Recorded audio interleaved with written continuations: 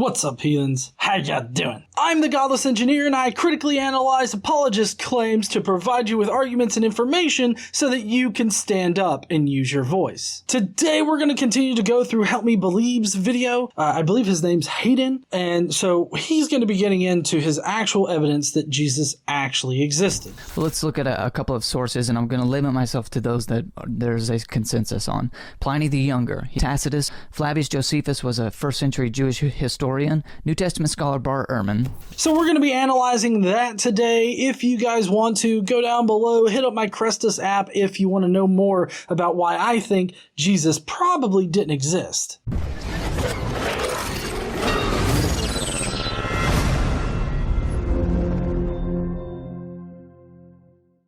Alright, so before we get into the video today, I do have to clear one thing up from my last video, and that was me fumbling up Q. So what I did was I said that Mark was using Q, or that Q is somehow indistinguishable from Mark. What I actually meant was that Q is indistinguishable from Matthew. I brain farted on that part. I admit it, I'm human, so what the fuck ever. Q was a supposed sayings document that both Matthew and Luke both used. But Mark Goodacre makes a solid point for showing that Matthew and Q are virtually indistinguishable. So I just had to clear that up a little bit. I left notes on the previous video, but I felt like reiterating that here in video form. So now we're going to get into Help Me Believe's evidence for Jesus. Well, let's look at a couple of sources, and I'm going to limit myself to those that there's a consensus on. Pliny the Younger, he was a governor of the Roman province Bithynia Pontus, and we have some of his writings that he's going back and forth with the Emperor Trajan. And in letter 10 to Trajan, which is estimated around 112 CE, this is the one of most importance to us.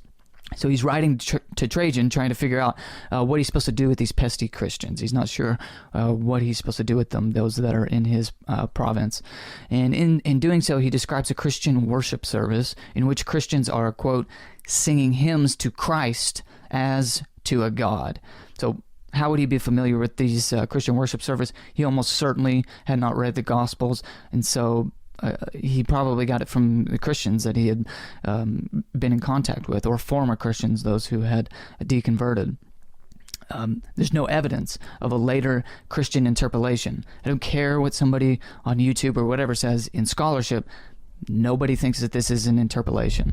I would agree here. This is not an interpolation. This is what Pliny actually wrote. I'm glad that we're starting off on that foot, but I would contest the conclusion that you come to on this. Because even with what you read, there was no kind of solid link to the historical Jesus. There's only a link to second century Christians and what they believed. But you see, how you're painting it is that, oh, no historian disputes this. This definitely mentions the historical Jesus. And that's not at all what Pliny says. All Pliny does is regurgitate what information he's gathered from the Christians that he was persecuting or interrogating, however you want to put it. He was just regurgitating what Christians believed. Now, true, Pliny probably didn't read the Gospels because that wasn't his religion, but the Christians that he was interrogating had definitely been informed on the theology of Christianity. Otherwise, why would you be a fucking Christian? So you're painting Pliny the Younger as a solid piece of evidence for a historical Christ, but yet Pliny the Younger is writing in the 2nd century and is totally separated from any kind of historical source for an actual Jesus in history, and you're just going off of what 2nd century Christians believed. This is not how history is done. So the idea that Jesus, the Christ, was a person worshipped by early Christians as to a God was clearly well known enough that it had reached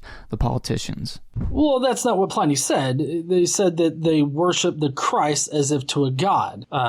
Christ is a title. Just because somebody in the 2nd century believed that he existed in the 1st century doesn't necessarily entail that he actually existed in the 1st century. What you're doing here is you're jumping to conclusions. That because 2nd century Christians believe this thing, therefore that means that he actually did this thing or was real. Another Roman source is Tacitus, who was a Roman biographer, and he wrote his Annals of Imperial Rome around 115 CE, which chronicled the history of Rome from 14 to 68 CE. And he says that there was a great fire in the city around 64 CE that consumed a large portion of the populace. It was a big deal. It was very bad. And Tacitus blames the fire on the emperor, actually. And he says that the emperor used Christians as a scapegoat because, everybody already hated them. And so he placed the blame, or he shifted the blame onto the Christians. And here's what Tacitus records of interest for our purposes. It says, the author of this name, Christ, was put to death by the procurator Pontius Pilate while Tiberius was emperor. But the dangerous superstition, though suppressed for the moment, broke out again, not only in Judea, the origin of this evil, but even in the city that is of Rome.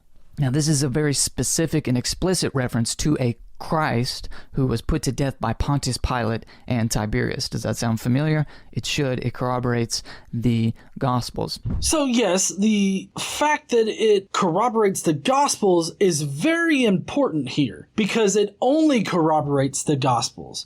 The Gospels are separated from what actually happened by more than 40 years.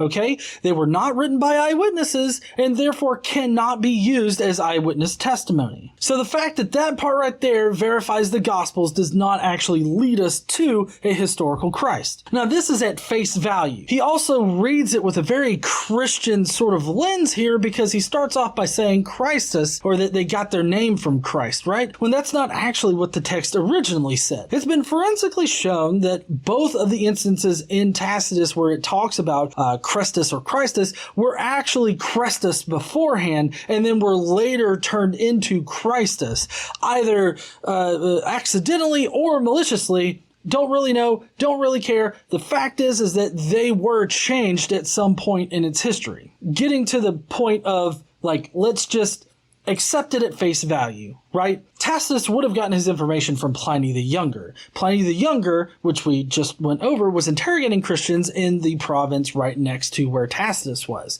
So he regularly wrote to Pliny, and there's a good chance that Pliny was telling him about these Christians and what they believe. So the fact that this passage in Tacitus corroborates what 2nd century Christians would have believed at the time, being the main tenets of Christianity via the Gospels, being that he was crucified by Pontius Pilate under the reign of Tiberius, and it started in Judea and all this other stuff. All of that would have been part of the gospel narrative at that point in time in the 2nd century. None of this actually traces back to the 30s.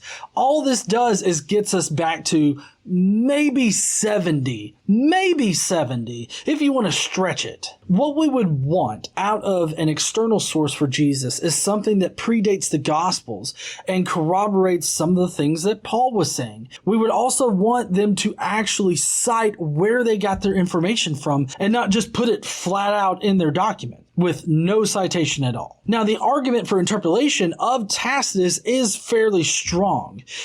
Richard Carrier has written extensively on this, as well as other scholars in the field. The portion that is clearly Christian, talking about the Christ, can be taken out and everything else flows seamlessly. This is one of the key indicators that it was interpolated. Another thing is that this particular text isn't mentioned until Sulpicius Severus. I know he sounds like a Harry Potter villain. I make that comment every single time, but he is the first one to mention it. This wouldn't be all that big of a deal if there weren't other works that were written in between that time that talk about how Nero was persecuting Christians. We would expect this particular instance of persecution of the Christians to be brought up in a work that is talking about the persecution of Christians. This is not out of the realm of what we should expect out of historians of the time. We should definitely expect historians to include things that are the direct subject of what they're writing about. Here's a Jewish source. Flavius Josephus was a 1st century Jewish historian.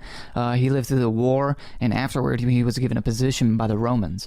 In his writing, Antiquities, which was written around the end of the 1st century, we find an explicit reference to Jesus by name.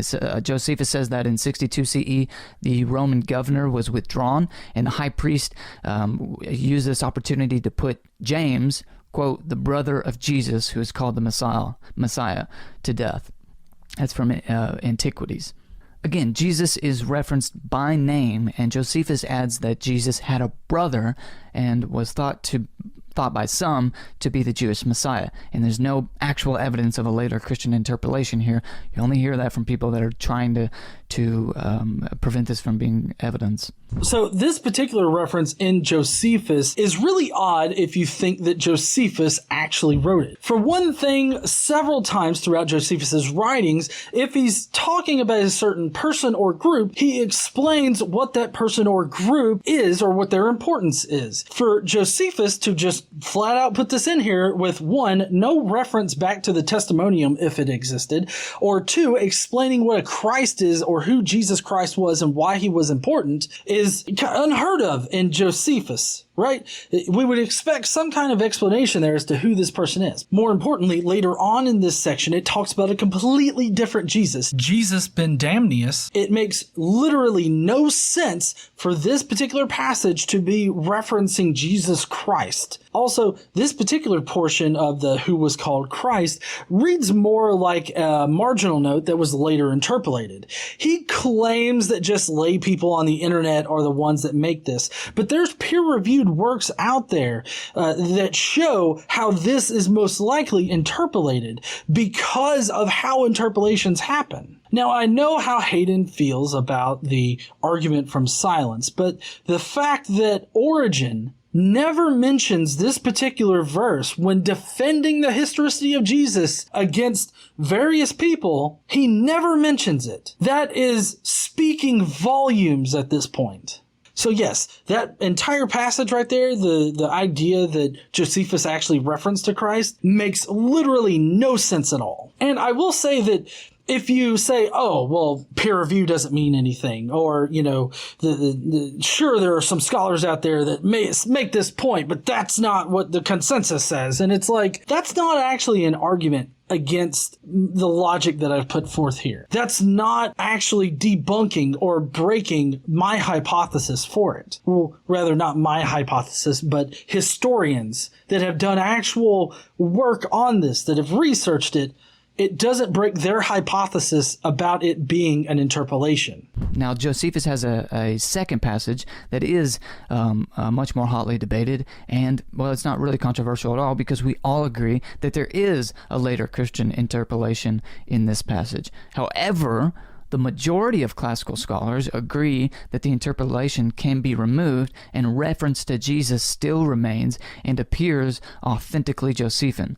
Now, people who try to say that the whole passage can be removed and it fits nicely with the text ignore the fact that the Testimonium is a digression, and that there are other digressions in the text around it. So, of course, if you remove a digression from the text continues to flow nicely. That's what a digression is. Well, but you see, your explanation here doesn't make sense. Yes, the Testimonium can be removed, and I get that if it is really a digression, and the passage that comes after the Testimonium Flavianum doesn't connect at all with the previous passage, I would agree that that particular argument doesn't really hold any kind of water when talking about whether or not it's interpolated, right? Or wholly inserted. But that's not what's actually in Josephus. What's actually in Josephus is that the paragraph that comes after the Testimonium references the paragraph before the Testimonium. So your explanation here literally makes no sense. Again, the overwhelming majority of scholars believe the passage to be authentically Josephine with a few words added by later Christians. I guess they just couldn't help themselves. Now, some try to use another argument from silence, which we just we just learned is logically fallacious. So what he's referencing here with this redacted version or a more Jewish version of the Testimonium Flavianum is just an ad hoc assertion. I get told all the time that I just make ad hoc assertions. This is literally an ad hoc assertion that the redacted version of the Testimonium Flavianum is the real version of it. There's no evidence to suggest that any other version other than what is in there right now actually existed. There are Syriac and Arabic texts that seem to have a redacted version, but Alice Wheatley has proven through a chain of custody that It all dates back to Eusebius's version, which is the current version that we have of the Testimonium Flavianum.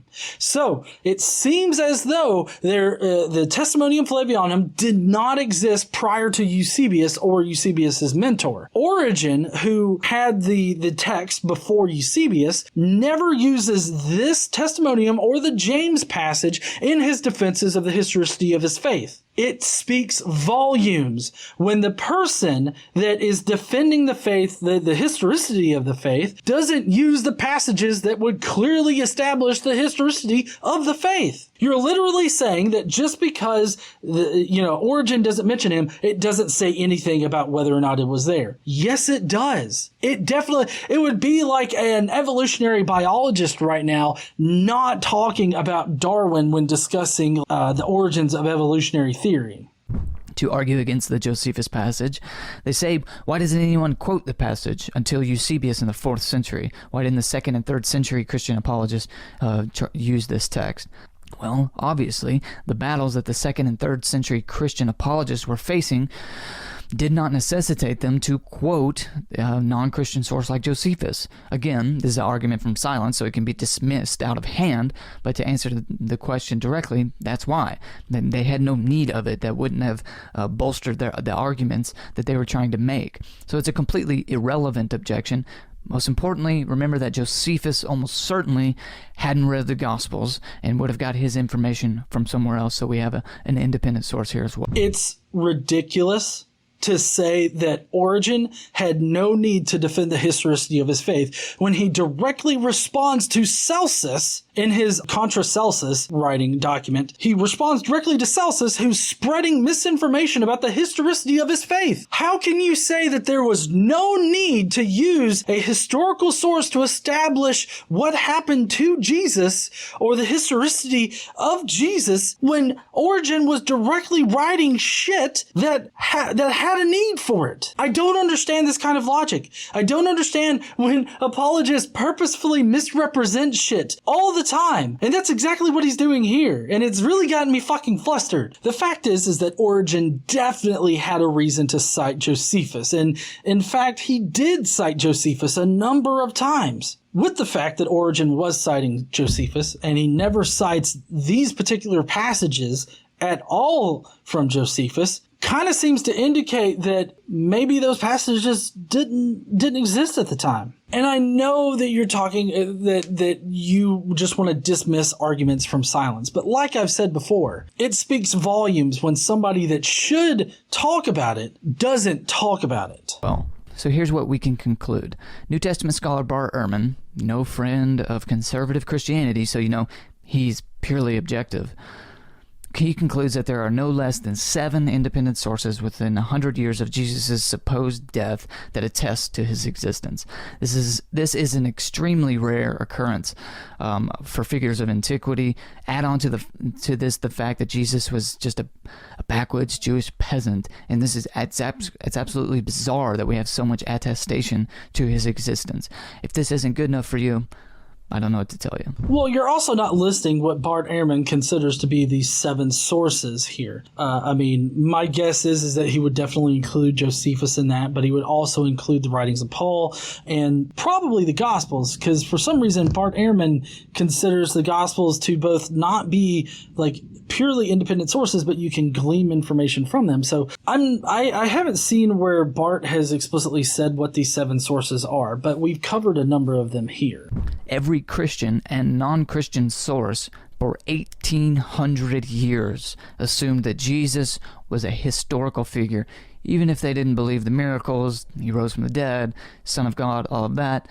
Nobody questioned that he was a real historical figure. You have to go to the 18th century before you find your first source claiming that Jesus wasn't a real person. No, you don't. Because 2 Peter was written sometime in the 2nd century, and it definitely references how there were people that thought that Jesus was just a myth. So obviously there were people that just considered him to be a myth. There's also the Docetists who didn't consider Jesus to be a physical person. There's also the Ascension of Isaiah that's dated to the 1st century, where it has Jesus descending from the upper heavens to the lower heavens and being crucified there by Satan and his demons. This was a separate Jewish Christian sect in the 1st first century. So there definitely were people that were saying, not that specifically that he was a myth, right? But that he just existed celestially. There's also the fact that in Christian theology, Jesus is seen as a pre-existent figure to the universe that existed alongside God when he created the universe. Mark even has an adoptionist type of view on Jesus. When he is dunked into the Jordan by John the Baptist and he's raised up, the heavens open up and the pre-existent archangel that's known as Jesus or the Messiah inhabits the body of this supposed peasant person, and skin walks around with him. All right. This is in the scholarship. This is leading scholarship in the field that shows how this adoptionist theology in Mark definitely has the Messiah inhabiting the body of a man on earth. This was the way that they made the pre-existent angel figure that's seen in Zechariah as well as in other places in the Old Testament. This is how they made him flesh here on earth. It was pretty well established by the 2nd century, the idea that he existed in the 1st century. It was already assumed that he existed, so there's no reason for anybody to doubt that assumption until people started doubting the assumption. What he's wanting to say here is that nobody ever considered him to not exist on earth, when in fact there were people that didn't consider him to be an earthly figure, that only considered him to be a celestial figure. So you'll see how I have argued from actual data that we have from history. If you were to do the same, which you should on the opposing side, you would have to start with an 18th century source. The early antagonists of Christianity never dreamed of making the claim that Jesus was simply a myth. So why do so many modern non-scholar skeptics, why do they do this? To assume the best? Perhaps they're just ignorant of the flood of evidence or how we investigate historical claims from antiquity. But to assume the likely, it's probably just because they don't want it to be true. They don't want Christianity to be true, and if they can cut it off from the source and just say Jesus never even existed, you can't prove it, then they don't have to deal with anything else. This is very disingenuous right here, and it really makes me just want to shut everything off right now. You just saying, oh, you just don't want to accept the evidence. You just don't want him to be real. That's assigning motive and assigning shit to me that I have not in any way conveyed at all. Me not being convinced by the evidence is not something that I choose, right? You're not choosing to accept the evidence. You just are convinced by it, and you don't get to choose what convinces you. Now, I do like how he says that, oh, you just don't want to do actual historiography. No, I don't think that you're doing correct historiography.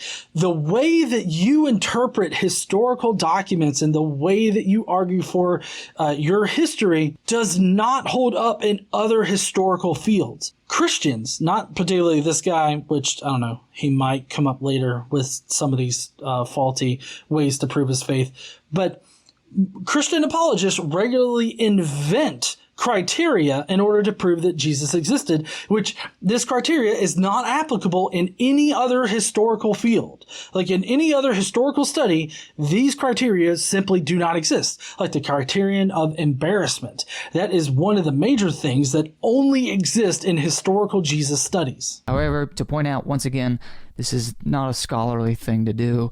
Scholars decided 30 years ago that Jesus was a historical person. Today, they aren't even interested in the question. There is a consensus on this, and what they're asking now is what can we know about this Jesus figure? Yes, there is an established consensus, but what we are doing, the mythicists, we're challenging that consensus, and we are now challenging it with peer-reviewed scholarship. So you can't just cite the consensus, you have to provide actual arguments, and I do think that you provided arguments here. I just disagree with your conclusions on them. One, because you're not critically, looking at the evidence. You're not taking a critical look. You're looking at them through a Christian lens. You're looking at them at face value and not digging deeper into the surrounding context of either of them. You're not actually looking at the scholarship that is coming out of the mythicist corner. You're only focusing on the scholarship that already agrees with your position. This is literally you looking for information that confirms your own position. I'm looking for information that could possibly debunk or break the mythicist hypothesis. I want a good one. Like, I would love for archaeological evidence to be a real thing for Jesus. I would love for there to be a direct mention of Jesus that is not tainted by the Gospels. I would love for Paul to have actually referenced Jesus. Those would be great things, because then if the mythicist hypothesis is broken and I no longer hold it, then I believe more true things about reality than false things at that point. Like, I feel like I have a better view of reality at that point. Right now, though, I'm unconvinced by the arguments for Jesus' existence, and I feel like it's closer to reality that he probably didn't exist. But before we get off this subject, let me offer the mythicist a cop-out. Just because Jesus existed doesn't mean he rose from the dead, and it certainly doesn't mean that he was the Son of God or anything like that. There's plenty of atheists and agnostics, like Bart Ehrman, who believe that Jesus existed for all of the overwhelming evidence, and they don't believe that, obviously, Jesus was the Son of God or anything like that. So these things don't go hand in hand. In fact, aside from Bob Price and Richard Carrier, there are no scholars in the field who believe that Jesus didn't exist. Oh, the fuck you say? What about Hector Avalos, huh? What about Raphael Lataster? Hector Avalos and Raphael Lataster are agnostic on the issue, but they don't definitively believe that he did exist. They admit that the evidence does not necessarily support his existence, and it's too ambiguous to actually come to a conclusion. Those are two scholars, two historians in the field that do that. But also, on our Crestus app here, we have a handy-dandy list of credible experts that doubt the historicity of Jesus, and it's growing all the time. Thomas Brody, who's a Christian that doesn't believe that Jesus existed. Arthur Droge, Kurt Knoll, and Thomas L. Thompson, among the others that have already been listed. So you saying that besides Price and Carrier, there are no scholars out there, you're just patently wrong. And the number has only grown. Mythicists, as far as scholars go, has only grown and has not dwindled at all. So please go ahead, spread your misinformation, be woefully uninformed on the opposite position, because that just makes it easier for you to strawman us. Jesus mythicism only exists on YouTube and in popular writings, that sort of stuff. You'll see it come up around Christmas and Easter in order to get clicks and to sell books and that sort of stuff. But whenever you do, remember that there is overwhelming evidence that Jesus existed, and to ignore it or deny it, try and twist it, is not something that you're going to find in scholarship. Actually, we do find it in scholarship, and you saying that it only exists on YouTube and other internet websites is just false, because Carrier has 2 peer-reviewed books out. Raphael Lataster also has a peer-reviewed book out. The amount of peer-reviewed articles about Jesus has only grown. More and more scholars are admitting that the evidence is too scant to say that Jesus definitely existed. I do believe that's all that he has for us today. This was pretty crappy evidence, but he also said a lot of things in here that I feel are important to cover. If you will, please go down below, leave me a comment with what you thought about his evidence. I'm sure some of you out there disagree with me about Tacitus or Josephus. Those seem to be the most contested sources. So definitely go down there. Let me know what you think about this. I would love to hear it. While you're down there, make sure you smash that like button and subscribe if you like this kind of content. Don't forget to stand up, use your voice, and I will see you heathens later.